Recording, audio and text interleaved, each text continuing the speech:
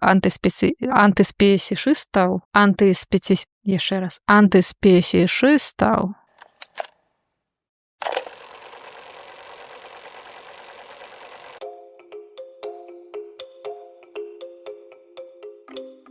Вітаю! У эфіры падкаст «Кіло слова», у якім я прапаную паразважаць пра мову і тэксты, каб у чарговы раз пераканацца, што словы маюць вагу, хоць ніякімі шалямі яе і не замерыць. Мяне завуць Марыя Пархімчык, і сёння мне хочацца пагаварыць пра тое, чаму мне не падабаецца, калі былых называюць казламі, непрыемных калег пацукамі, а чыноўнікаў свіннямі. Карацей, гэты выпуск прысвечаны такому інструменту вобразнасці, як параўнанне з жывёламі. І так, у мяне вельмі шмат пытаннічкаў да тэкста Оруэлла «Ферма жывёлаў».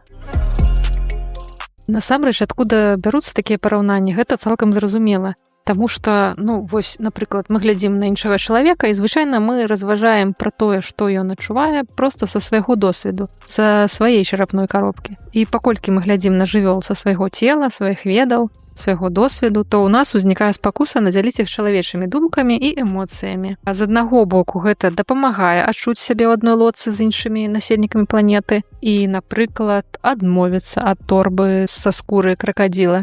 А з іншага боку гэта вядзе да таго, што людзі выкарыстоўваюць выявы жывёл як палічыць патрэбным, ігнаруючы той факт, што досвед жывёлы мы ніколі зразумець не зможам. Да таго ж, вельмі зручныя вось гэтыя павярхоўныя паралелі часта вядуць да размывання ўяўлення аб разнастайнасці таго, што могуць адчуваць розныя істоты. Мы прызвычаліся да логікі басен, так, і ў нас малпа, яна такая гарэзлівая, нешта прыдумляю заўсёды, магчыма, часам дурненькая. Певень, самазакаханы такі хлопец. Мядзведзь, нязграбны, суворы, лісіца хітрая.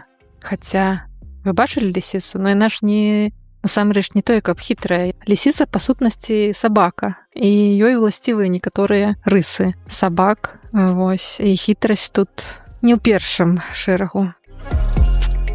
Тут адразу згадаю такі тэрмін, як спецішызм, або бывае, што спешысізм, або яшчэ ёсць розныя варыянты. Развіваў гэты тэрмін у сваіх працах па біяэтыцы філосаф Пітер Сінгер. Я чытала яго кнігу «Вызваленне жывёл». Яна выйшла ў 1975 годзе і даволі не тое, каб добра састарэла, таму што там некаторыя ўсё-такі думкі, яны, зразумела, што з часам ужо не вельмі актуальныя. Але, карацей, што такое спецішызм? Гэта відавая дыскрымінацыя, відацэнтрызм. Спецішызм – гэта парушэнне інтарэсаў або правоў аднаго біялагічнага віду іншым. І заснаванае яно на перакананні ва ўласнай перавазе. То бок чалавек, вянец, тварэння, вось і ўсё. А спецішызм – гэта дыскрымінацыя людзьмі, жывёл і раслін. Таму што мы лічым, што мы важнейшыя для планеты за вераб'я або ялінку. Дык вось што цікава, павяртаючыся да працы «Вызвалення жывёл» Сінгера, ён бачыць барацьбу за правы жывёл натуральным працягам руху за грамадзянскія правы расізаваных людзей і руху за правы жанчын. Аднак многія, хто паслядоўна выступаюць супраць расізму і сексізму, крытыкуюць Сінгера і іншых антыспецішыстаў, бо прыгнечаныя людзі звычайна самі ўзначальваюць рух за свае правы, гэта прынцыповы момант. А жывёлы, яны відавочна заходзяцца ў іншай сістэме каардынат і не могуць паўстаць супраць чалавека і даказаць яму, хто тут вінец стварэння, таму што для іх гэта ўвогуле і не важна, падаецца. Тут мяркуецца, што нельга дыскрымінаваць тых, хто не заяўляе, што іх дыскрымінуюць. І ў гэтым ёсць некаторая логіка, праўда? Але у тых, хто выступае супраць спецішызма, таксама ёсць свая логіка. Яны заяўляюць, што нягледзячы на тое, што жывёлы валодаюць не такім, як чалавек, розумам, і яны не могуць па-чалавечы расказаць пра свае праблемы, жывёлы ўсё ж такі здольныя пра сябе клапаціцца, а гэта значыць, што яны ў нейкай ступені спазнаюць сябе. І ўжо на падставе гэтага нельга глядзець на жывёл вачыма больш высокай істоты і выкарыстоўваць іх, як нам заманецца. Для антыспецішыстаў пакуты жывёл, якіх вырошчваюць для ежы ці лабараторных даследаванняў, не стаяць на прыступку ніжэй за чалавечыя пакуты. Хоць і, працытуем тут Сінгера, відавочна, што паміж людзьмі і іншымі жывёламі ёсць важныя адрозненні. І гэтыя адрозненні павінны весці да некаторых адрозненняў у правах. Дык вось, давайце паглядзім на адносіны паміж людзьмі і жывёламі. Гэта часцей за ўсё адносіны дамінавання, але і паміж рознымі групамі людзей адносіны могуць будавацца паводле падобных сцэнароў. Калі мы чытаем чарговую навіну пра тое, што больш за 20 беларусаў вызвалілі з рабства ў Падмасков'і, то мы можам выказаць здагадку, што становішча гэтых працаўнікоў было нічым не лепшым, а можа нават горшым за становішча працоўнай жывёлы на ферме. Яшчэ часцей даводзіцца бачыць параўнанне людзей і жывёл у медыа і сацыяльных сетках, калі гаворка ідзе пра становішча жанчын у патрыархальным грамадстве. Бо целы жанчын прадаюць і купляюць, з імі жорстка абыходзяцца, іх эксплуатуюць. Гэтаксама як некаторых жывёл. Аднак пісьменніца-феміністка Кэрі Луі Гамільтан у адной са сваіх кніг перасцерагае ад такіх абагульненняў, за якімі могуць сцірацца нюансы. Працытую тут яе. Разуменне таго, як іерархіі, структуры ўлады і сістэмы эксплуатацыі дзейнічаюць супраць розных целаў і груп, гэта важны крок да таго, каб кінуць ім выклік. Але хоць гэтыя сістэмы злучаны, распаўсюджванне этыкі негвалтоўнасці на ўсіх істот не залежыць ад дэманстрацыі таго, што людзі і іншыя жывёлы эксплуатуюць і зазнаюць гвалт аднолькава. Наадварот, этыка патрабуе, каб мы надавалі столькі ж увагі адрозненням, колькі падабенству. Яна таксама патрабуе, каб мы не супрацьпастаўлялі розныя формы гвалту, напрыклад, маючы на ўвазе, што адна з іх больш актуальная, чым іншая. І нарэшце, гэтая этыка патрабуе, каб мы усведамлялі, што параўнанні могуць як збіваць з панталыку, так і тлумачыць. Гучыць, разумею, так складана, але разгледзім прыклад. Папулярнае супрацьпастаўленне ў фем-асяроддзі 1980-х, якое актуальна і ў нашыя дні. Гэта жанчына як мяса, а мужчына як спажывец мяса. Мясную дыету і мужчынскае дамінаванне звязвае, напрыклад, у сваіх працах Кэрол Джэй Адамс. На думку Адамс, прыгнёт жывёл і прыгнёт жанчын звязаныя між собку і ўмацоўваюць адзін аднаго. І сапраўды цяжка не пагадзіцца, што смакаванне стэйка з крывёй і рознага роду агрэсія ў стаўленні да жывёл была і ў шмат чым застаецца часткай стэрэатыпнага партрэта сапраўднага мужчыны. Дастаткова паглядзець на здымкі з палявання. Аднак, дарэчы, вось нядаўна мне ў стужцы трапіліся фоткі жанчыны на паляванні, якая забіла шмат каго, дарэчы. Там яны калекцыянуюць, нібыта, ведаеце, пакемонаў розных дзікіх жывёл. Тыпу, трэба забіць лася, мядзведзя, воўка, карацей, калекцыю. І вось некая беларуская жанчына дала рады гэтаму чэлленджу. І вяртаючыся да Адамс, я скажу, што яна таксама пакідае задушкамі досвед мужчын, вегетарыянцаў, небінарных людзей. І вось такіх жанчын, якія з задавальненнем з'ядуць стэйк. Я думаю, што калі вось тая жанчына забіла лася, наўрад ці яна яго не ела, як думаеце? І рогі яго куды-небудзь прыткнула ў сваёй гаспадарцы. Глядзіць на іх, думаю, о, як класныя. Сучасніцы Адамс, радыкальныя феміністкі Андрэя Дворкін і Кэтрын Макінан мысляць у тым жа накірунку, выступаючы з крытыкай парнаграфіі і секс-работы. Жанчына ў іх працах падаецца як абсалютна пасіўны такі аб'ект, усё той же стэйк на талерцы мужчыны. Аднак актывістка, перформерка і секс-працаўніца Мірха Салейл Рос з імі зусім не згодная. Яна настойвае на тым, што порна-акторка і карова знаходзяцца ў прынцыпова розным становішчы. У адным з інтэрв'ю на радыё Рос кажа пра плакат з выявай жаночага цела, якое праходзіць праз мясарубку. І нагадвае, што праз мясарубку жывёлы праходзяць не сімвалічна, а літаральна. Цытую Мірху Салейл. Тое, што адчуваюць жывёлы на фабрычных фермах падчас перавозкі ў працэсе забою, зусім не параўнальна з тым, што адчуваем мы, жанчыны, якія згаджаюцца на тое, каб нам плацілі, і нядрэнна дзякую за аказанне сексуальных паслуг. Рос кажа, што жанчыны з секс-індустрыі не думаюць пра сябе як пра кавалкі мяса, а калі нехта так думае, то гэтаму чалавеку варта было б завітаць у хлеў, дзе сотні тысяч курэй чакаюць сваёй смерці, і адчуць той страх і агонію, якія ахопліваюць бойні ў рэжыме 24/7. Рос кажа, я заўсёды лічыла такое параўнанне абразлівым, бо яно змяншае тое, праз што на самай справе праходзяць жывёлы. І ў гэтым мне з ёй складана не пагадзіцца. Як бы хто не ставіўся да секс-працы, мы разумеем, што метафора з мясарубкай тут недакладная. Вось. Конечно, тут я не размаўляю пра гісторыі сексуальнага рабства і ўсіх вось гэтыя адназначна крымінальныя гісторыі, якія могуць скончыцца ў тым ліку смерцю чалавека. Мы кажам пра сітуацыі, калі гэта выбар самой жанчыны, і гэты выбар не забівае яе. У курыцы і каровы няма ніякага выбару, людзі вырашаюць усё за іх.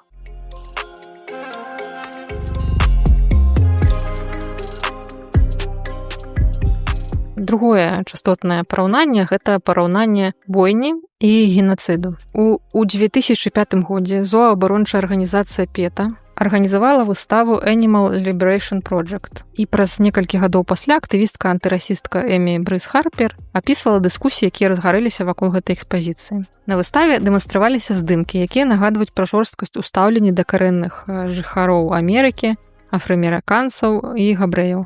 Побач з імі размяшчаліся візуальна зарыфмаваныя фатаграфіі жорсткасці ў адносінах да жывёл. Пры гэтым фатаграфіі з людзьмі былі чорна-белымі, а фота з жывёламі каляровымі, што, на думку некаторых крытыкаў, сведчыла пра тое, быццам нейкія формы прыгнёту засталіся ў мінулым і абсалютна прапрацаваныя. А гэта, не так. Мы бачым, што адбываецца сёння ў свеце. І зрэшты, гэта прэтэнзія да праекту не адзіная. І не толькі гэты праект выглядае праблемным. Абаронцы жывёл нярэдка параўноўваюць жорсткае выходжанне з жывёламі з гісторыі расавага гвалту або генацыду. Аднак падобныя параўнанні выклікаюць пытанні, бо могуць прыніжаць гістарычны досвед людзей, а таксама умацоўваць расісцкія стэрэатыпы. Бо групы, якіх прыгнятаюць іншыя групы, нярэдка называюць іх нейкімі жывёламі або надзяляюць іх звярынымі рысамі. І тут атрымліваецца тое ж самае, проста з іншага боку, тыпу з боку дабра і святла. Замацуем-ка стэрэатыпчык. Каб пазбегнуць сітуацыі, калі абараняючы адных актывісты закранаюць пачуцці іншых, пісьменнік веган Крыстафер Себасьян Макджеттерс прапановвае параўноўваць не людзей, якія былі ў рабстве з жывёламі, а самі сістэмы прыгнёту, у механізмах працы якіх наогул шмат агульнага. Макджеттерс сцвярджае, што светапогляд, які дазваляў стагоддзямі апраўдваць рабства, у нейкай ступені сугушны са светапоглядам, які дазваляе сёння апраўдваць самыя жудасныя рэчы, якія людзі робяць з жывёламі. Атрымліваецца, калі мы параўноўваем светапогляд, прыёмы прапаганды або інструменты, якія выкарыстоўваюцца сістэмамі прыгнёту, гэта зусім не тое, што размясціць побач фота падвешанай тушы быка і фота лінчаванага куклус-кланаўцамі чалавека. І вось пісьменніца-веганка Марджары Шпігель падсвятляе падабенства інструментах кантролю і практыках прыгнёту ў сваёй кнізе. Амерыканскія фермеры, напрыклад, ужывалі наморднікі і ланцугі як для жывёл, так і для людзей. І тых прымушалі да полавых актаў і нараджэння дзяцей. І Шпігель піша, наколькі важна шукаць агульныя аспекты менавіта ў сістэмах прыгнёту і супрацьстаяць ім. Працытую. Адмаўляць наша падабенства з жывёламі значыць адмаўляць і падрываць нашу ўласную сілу. Аднак Шпігель не ставіць знак роўнасці між сістэмамі прыгнёту. Яна толькі паказвае, як яны перакрыжоўваюцца. Падобным шляхам ідзе гісторык Чарльз Паттерсон. У яго ёсць кніга пра канцлагер Трэблінку, у якой ён звязвае жорсткае выходжанне чалавека з жывёламі з ідэалогіяй перавагі белых хрысціян, якія доўгія стагоддзя чарнялі яўрэяў, паказваючы іх у двукоссі первым звярамі і паразітамі. І шырока вядома, канешне, наколькі эфектыўна нацыянал-сацыялістычная прапаганда ў Нямецчыне выкарыстоўвала гэтыя антысеміцкія метафары і да чаго яны ў выніку прывялі. Паттерсон піша о практыках прымусовага размнажэння, стэрылізацыі, прамысловага забойства людзей. У плане інструментаў генацыд можа быць вельмі падобны да таго, як людзі абыходзяцца з жывёламі. Пры гэтым важна разумець, што сістэма забойства мае пад сабой іншую глебу і адбываецца ў іншым кантэксце. Паліталагіня Клэр Джин Кім лічыць, што вышэйапісаны праект PETA апраўданы маральна, бо праз шок прыцягвае ўвагу да этычнай праблемы эксплуатацыі жывёл. Але ён не апраўданы палітычна, бо праз параўнанні людзям з розных груп становіцца складаней аб'яднацца і сумесна накіраваць свой гнеў на ўзаемасвязаныя структуры панавання. Атрымліваецца, што ў канкурэнтным параўнанні ніводнаму з элементаў не надаецца той увагі, якой ён варты. Вось. А людзям цяжка салідарызавацца, калі тое, ад чаго балюча ім, супрацьпастаўляецца болю іншых. Калі актывісты ў 1995 годзе выкарыстоўвалі плакаты з надпісам «Аушвіц», каб выступіць супраць жорсткай транспарціроўкі цялят, яны закранулі людзей, для якіх Аушвіц – Асвенцым.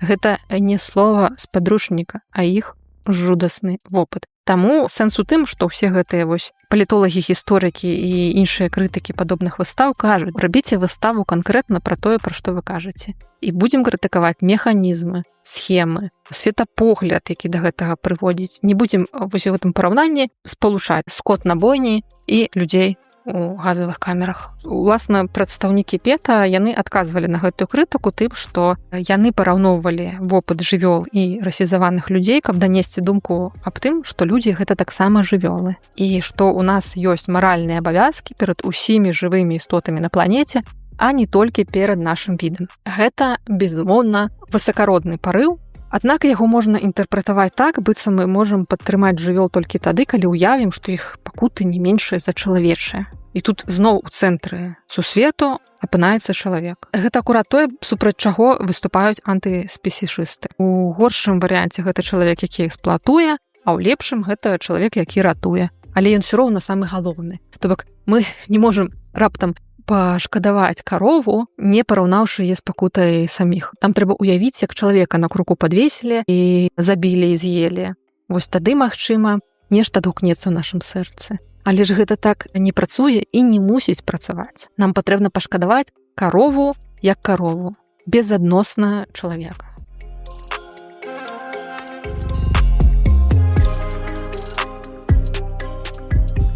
Многія абаронцы правоў жывёл лічаць, што надышоў час навучыцца паказваць жывёл больш актыўнымі і значнымі. У гэтым плане праблемнымі могуць быць не толькі параўнанні з пакутамі людзей, але і пастаянная дэманстрацыя выяваў змардаванай жывёлы. З аднаго боку, людзей сапраўды ўражваюць образы жорсткасці, і многія веганы сцвярджаюць, што адмовіліся ад мяса і малака пасля дакументальнага фільма 2005 года «Зямляне». Магчыма, вы яго бачылі з закадравым голасам Хаакіна Фенікса. Дык вось, жудасныя кадры з дакументальных фільмаў і навінаў могуць матываваць людзей заявіць, што яны супраць убачанага і, нават выйсці на вуліцы, каб гэта неяк абазначыць. Забойствы кітоў у Японіі ці дэльфінаў на Фарэрскіх выспах выклікаюць рэзананс шмат у чым праз тое, што людзі назіраюць трупы жывёл і мора колеру крыві літаральна ў прайм-тайм па тэлевізары. Аднак мастак Стыў Бейкер заклікаў падумаць над новымі карцінамі. У сваёй кнізе «Picturing the Beast» 93 года Бейкер параўноўвае зооабарончыя плакаты 1989 года, дзе куча мёртвых сабак па-мастацку запаралеленыя з чалавечымі целамі, згрувашчанымі ў канцэнтрацыйным лагеры, і постэр, на якім намаляваны завязаны, напомнены чымсьці смеццевы мешок. Тут маецца на ўвазе, што ў ім змяшчаецца цела сабакі. На думку Бейкера, другі візуал больш выразны, паколькі нічога не навязвае гледачу, а дазваляе яму самастойна звязаць у галаве А і Б. Крута, больш самастойнасці. Мастак выступае за выкарыстанне больш тонкіх выяў. На такім чалавек можа паразважаць і зрабіць сваю выснову замест таго, каб прыняць навязаную і нібыта адзінадакладную ісціну, якая да таго ж можа абразіць іншых.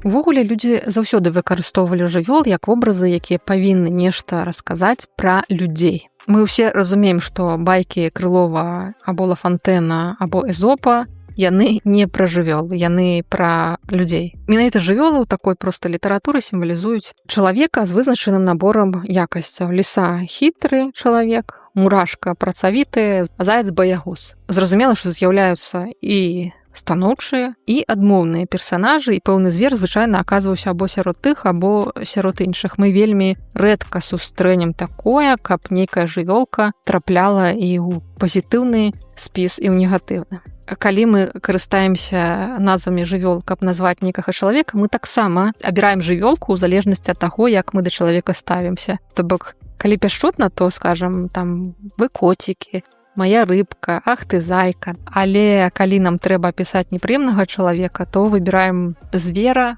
у залежнасці ад таго, што чалавек нам зрабіў. Здрадзіў, змяя, пляткарыць, пацук. У парціцы баран будзе.